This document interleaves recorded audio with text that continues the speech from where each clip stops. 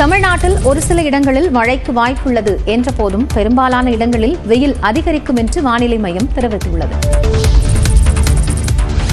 தமிழகத்தில் ஓரிரு இடங்களிலும் புதுவை மற்றும் காரைக்கால் பகுதிகளிலும் அடுத்த ஒரு வாரத்திற்கு லேசானது முதல் மிதமான மழை பெய்யக்கூடும் என வானிலை ஆய்வு மையம் கணித்துள்ளது. தென்னிந்திய பகுதிகளின் மேல் வளிமண்டல கீழடுக்கு பகுதிகளில் கிழக்கு மற்றும் மேற்கு திசை காற்று சந்திக்கும் பகுதி நிலவுவதாக தெரிவித்துள்ள வானிலை மையம், இதன் காரணமாக தமிழகத்தின் அதிகபட்ச வெப்பநிலை அடுத்த வாரம் சற்று குறையக்கூடும் எனவும், தமிழகத்தில் ஓரிரு இடங்களிலும் புதுவை மற்றும் காரைக்கால் பகுதிகளிலும் லேசானது முதல் மிதமானது வரையிலான மழைக்கு வாய்ப்பிருப்பதாகவும் தெரிவித்துள்ளது. அதே நேரம் தமிழகத்தின் பிற பகுதிகளில் இயல்பான வெப்பநிலையை விட 2 முதல் 3 டிகிரி செல்சியஸ் அதிகரிக்கும் என குறிப்பிட்டுள்ள வானிலை ஆய்வு மையம், இதனால் ஒரு சில இடங்களில் பொதுமக்களுக்கு அசௌகரியம் ஏற்படலாம் என கூறியுள்ளது. சென்னையை பொறுத்தமட்டில் வானம் மேகமூட்டத்துடன் காணப்படும் எனவும், அதிகபட்ச வெப்பநிலை 35 டிகிரி செல்சியஸ் வரை இருக்கக்கூடும் எனவும் கணித்துள்ளது. பாதி விலையில் தங்கம் என விளம்பரப்படுத்தி 48 லட்சம் ரூபாய் மோசடி செய்த சம்பவம் ராஜபாளையத்தில் அரங்கேறியுள்ளது. மதுரையைச் சேர்ந்த முத்துக்குமார் தங்கக்கட்டிகளை வாங்கி விற்பனை செய்யும் தொழில் செய்து வருகிறார். பாதி விலையில் தங்கக்கட்டிகள் விற்பனை செய்யப்படுவதாக இணையதளத்தில் வந்த விளம்பரத்தை நம்பிய முத்துக்குமார் அதிலிருந்த தொடர்பு எண்ணை தொடர்பு கொண்டு பேசியிருக்கிறார். அதன்படி ராஜபாளையம் பஞ்சு மார்க்கெட் பகுதிக்கு சென்று தங்கக்கட்டிகளை பெற்றுவரச் சென்ற முத்துக்குமாரிடம் 48 லட்சம் ரூபாய் பெற்றுக்கொண்ட நபர் ஒருவர் தங்கக்கட்டிகளை கொடுத்து சோதனை செய்து கொள்ள கருப்பையா என்பவரை உடன் அனுப்பியிருக்கிறார். முத்துக்குமார் தங்கக்கட்டிகளை சோதனைக்கு உட்படுத்த முற்பட்ட போது கருப்பையா தங்கக்கட்டிகளுடன் இருசக்கர வாகனத்தில் தப்பிச் சென்றார். இதுகுறித்து வழக்கு பதிவு செய்த போலீசார் கருப்பையா, கண்ணன் என இருவரை கைது செய்து மேலும் ஒருவரை தேடி வருகின்றனர். தக்காளி சாகுபடியில் 2 லட்சம் ரூபாய் செலவு செய்தும் 1 ரூபாய்க்கு கூட கொள்முதல் செய்ய ஆள் இல்லை என்று தருமபுரி மாவட்ட விவசாயி தனது வேதனையை பகிர்ந்துள்ளார். தருமபுரி மாவட்டம் பாப்பிரெட்டிப்பட்டி சுற்றுவட்டாரங்களில் 1000 ஏக்கர் பரப்பளவில் விவசாயிகள் தக்காளி சாகுபடி செய்துள்ளனர். அலமேலுபுரத்தில் சிவராஜ் என்பவர் 3 ஏக்கரில் தக்காளி சாகுபடி செய்துள்ளார். கடந்த சில வாரங்களாக விலை வீழ்ச்சியடைந்து வரும் நிலையில் அறுவடை செய்வதற்கு கூட ஆட்கள் கிடைக்காமல் தக்காளியை அப்படியே செடிகளில் விட்டுவிடுவதாகவும், தேவைப்படுபவர்கள் வயலில் இறங்கி தக்காளியை இலவசமாக பறித்துச் செல்வதாகவும் விவசாயி சிவராஜ் வேதனை தெரிவித்தார். கிட்டத்தட்ட 2 லட்சம் ரூபாய் எனக்கு லாஸ். இதில் இது வரைக்கும் ஒரு 20,000 ரூபாய் கூட விற்கல. போறவங்கலாம் சும்மா ஃப்ரீயாக தான் எடுத்துட்டு போயிட்டு இருக்காங்க. ஒரு புரோஜனம் இல்லை விவசாயத்தில். இன்னைக்கு விற்பனையாளர்களுக்கு வந்து போனீங்கன்னா வியாபாரிகளுக்கு போனால் கிலோ 20 ரூபான்னு விற்கிறாங்க. ஆனால் நம்மகிட்ட 5 ரூபாய்க்கு எடுத்தால் கூட 150 ரூபா வரும். ஆனால் 1 ரூபாய்க்கு கூட யாரும் எடுக்கிறதில்ல. தக்காளிக்கு விலை நிர்ணயம் செய்து அரசே கொள்முதல் செய்ய வேண்டும் என்றும் கோரிக்கை விடுத்தார். திமுக எம்பி கனிமொழி செய்தியாளர்களை சந்திக்கிறார். நேரலையில் பார்க்கலாம். என்று ஒரு புதிதாக கண்டுபிடிக்கப்பட்ட ஒரு சட்டத்தை எங்கள் முன்னால் நீட்டி, நீங்கள் சட்டையை மாற்றவில்லை என்றால் அவை நடக்காது என்று ஒரு விஷயத்தை முன்வைத்தார். நாங்கள் தொடர்ந்து ஆர்ப்பாட்டத்திலே ஈடுபட்ட காரணத்தால் அவை ஒத்திவைக்கப்பட்டது. அடுத்த முறையும் அவை கூடிய பொழுது நாங்கள் சட்டையை மாற்றாமல் எங்களுடைய கோரிக்கையை தொடர்ந்து வலியுறுத்தினோம். அதனால் இன்று நாள் முழுவதும் அவை ஒத்திவைக்கப்பட்டிருப்பதாக அறிவித்தார்கள். இதற்கு முன்னால் பல முறை பல்வேறு கோரிக்கைகளை முன்வைத்து விவாதங்கள் நடந்த பொழுதோ, அமளி ஏற்பட்ட பொழுதோ, அது மட்டும் இல்லாமல் எதிர்க்கட்சிகளை சார்ந்தவர்கள் தங்களுடைய கருத்துக்களை சொல்லக்கூடிய வகையிலே மாஸ்க் போட்டுட்டு வந்திருக்காங்க. அதில் வாசகங்கள் இருந்திருக்கு.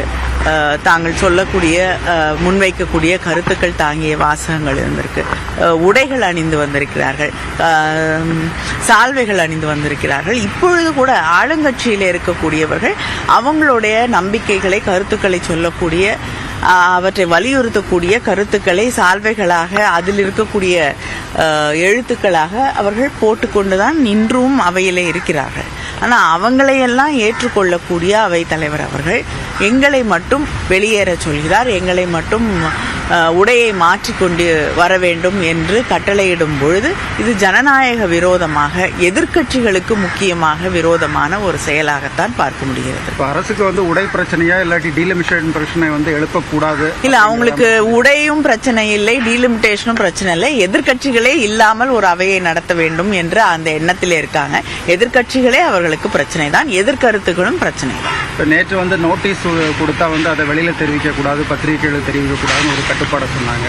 இதை எந்த விதத்திலுமே வெளியே வரக்கூடாதுன்னு எதிர்பார்க்கிறாங்க. இல்லைங்க, அவங்க அவையை எதிர்கருத்துக்களே இல்லாத ஒரு அவையை நாங்கள் வாழ்க வாழ்க என்று அவங்கள போல கோஷமிட்டு கொண்டிருந்தால் ஒரு அவை அமைதியாக நடப்பதாக அவர்கள் ஏற்றுக்கொள்வார்கள், அவை சிறப்பாக நடப்பதாக ஏற்றுக்கொள்வார்கள். அவர்களுடைய கருத்துக்களுக்கு எதிரான கருத்துக்களையோ நம்முடைய கொள்கை சார்ந்த ஒரு விஷயத்தை முன்வைத்தாலோ அவர்களால் ஏற்றுக்கொள்ள முடியவில்லை. அதனால தான் நாடாளுமன்றத்தின் நாட்கள் கூட தொடர்ந்து இந்த ஆட்சியிலே குறைந்து கொண்டே வருகிறது. நீங்க பாத்தீங்கன்னா நல்லா தெரியும், பிரதமர் அவையிலே இருக்கக்கூடிய நாட்களை, அவைக்கு வரக்கூடிய நாட்களை விரல் விட்டு கூட எண்ண முடியாது. அந்த அளவுக்கு குறைவான நாட்கள் தான் நம்முடைய நாட்டின் பிரதமரே அவையிலே இருக்கிறார். அப்ப நாடாளுமன்றத்தின் மீது அவர்களுக்கு என்ன மரியாதை இருக்கிறது என்பதை இதிலிருந்தே தெரிந்து கொள்ள முடியும். நாளை மீண்டும் இந்த பிரச்சனை எழுப்புவாங்க. தொடர்ந்து எழுப்பிக் கொண்டிருக்கிறோம். வரக்கூடிய 22ஆம் தேதி நம்முடைய தமிழ்நாட்டு முதலமைச்சர் அண்ணன் தளபதி அவர்கள் நாடு முழுவதும் இருக்கக்கூடிய முதலமைச்சர்களை எந்தெந்த மாநிலங்கள் இந்த டீலிமிட்டேஷனால் பாதிக்கப்படுமோ அந்த மாநிலங்களை சார்ந்த தலைவர்களை எல்லோரையும் அழைத்து ஒரு விவாதத்தை அங்கே இருக்கக்கூடிய அவர்களோடு கலந்துரையாடல் ஒன்றை நடத்துவதற்காக சென்னைக்கு அழைத்திருக்கிறார்கள்.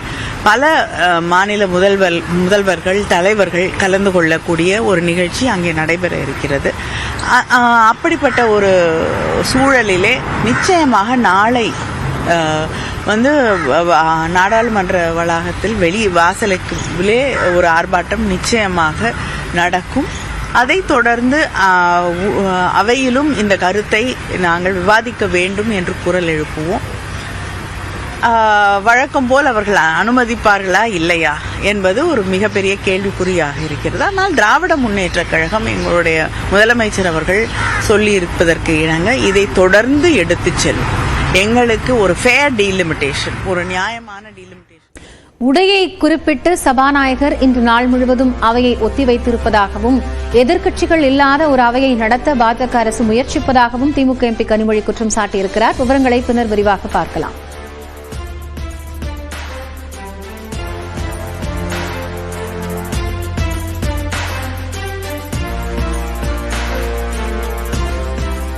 தொடர்ந்து சூப்பர் 30 செய்திகளை பார்க்கலாம். ஆவின் பால் விலை உயராது என சட்டப்பேரவையில் அமைச்சர் தெளிவுபடுத்தி உள்ளார். ஆவின் பால் விற்பனை விலையை உயர்த்தும் எண்ணம் அரசுக்கு இல்லை என பால்வளத்துறை அமைச்சர் ராஜகண்ணப்பன் சட்டப்பேரவையில் தெரிவித்துள்ளார். பேரவையில் பட்ஜெட் மீதான விவாதத்தில் பேசி அதிமுக சட்டமன்ற உறுப்பினர் ஜெயசங்கரன் பால் உற்பத்தியாளர்களுக்கு 1 லிட்டருக்கு 50 ரூபாய் கொள்முதல் விலையாக வழங்க வேண்டும் என கூறினார். அதற்கு பதிலளித்து பேசிய அமைச்சர் ராஜகண்ணப்பன், தனியார் நிறுவனம் 1 லிட்டர் பாலை 56 ரூபாய்க்கு விற்பனை செய்து வருகிறது என்றும் அரசு 1 லிட்டர் பாலை 40 ரூபாய்க்கு விற்பனை செய்கிறது என்றும் தெரிவித்தார். பால் உற்பத்தியாளர்களும் ஏழை, பாலை வாங்கி பருகக்கூடிய மக்களும் ஏழை என கூறிய அமைச்சர், இதில் எப்படி பால் விலையை உயர்த்த முடியும் என வினவினார். எனவே பாலின் விற்பனை விலையை உயர்த்தும் எண்ணம் அரசுக்கு இல்லை என்றும் அமைச்சர் பதிலளித்தார். மாற்றுத்திறனாளிகளுக்கான 1200 பணியிடங்களை நிரப்ப சிறப்பு தேர்வு நடத்துவது தொடர்பான அறிவிப்பு விரைவில் வெளியாகும் என சட்டப்பேரவையில் சமூக நலத்துறை அமைச்சர் கீதா ஜீவன் தெரிவித்துள்ளார். சட்டப்பேரவையில் கேள்வி நேரத்தின் போது பேசிய சட்டமன்ற உறுப்பினர் இனிகோ இருதயராஜ், மறைந்த கருணாநிதி முதலமைச்சராக இருந்தபோது 2 ஆண்டுகள் தொகுப்பு ஊதியத்தில் பணியாற்றிய மாற்றுத்திறனாளிகளை பணி நிரந்தரம் செய்து காலமுறை ஊதியம் வழங்கப்படும் என உத்தரவிட்டதாகவும், ஆனால் இந்த உத்தரவு முழுமையாக நடைமுறைக்கு வரவில்லை என்றும் கூறினார். அதற்கு பதிலளித்து பேசிய அமைச்சர் கீதா ஜீவன், மாற்றுத்திறனாளிகளுக்கான காலி பணியிடங்களை நிரப்புவது தொடர்பான அறிவிப்பு விரைவில் வெளியாகும் என கூறினார். கிட்டத்தட்ட 1200க்கும் மேற்பட்ட பணியிடங்கள் கண்டறியப்பட்டு அதில் விரைவாக இந்த சிறப்பு தேர்வு நடத்துவதற்கு அநேகமாக கூடிய இந்த சட்டசபை கூட்டத்தொடருக்குள்ளாகவே அதற்கான தேதியும் அறிவிக்கப்பட வேண்டும். நம்முடைய மாண்பு முதலமைச்சர் அவர்கள் எங்களை உத்தரவிட்டுள்ளார்கள். அதன் பணி நடைபெற்று வருகிறது. மேலும் ஆட்டிசம், தசை சிதைவு நோயால் பாதிக்கப்பட்டவர்களின் பெற்றோருக்கு 2 சக்கர வாகனங்கள் வழங்குவதற்கான கோரிக்கை பரிசீலிக்கப்படுவதாக தெரிவித்தார்.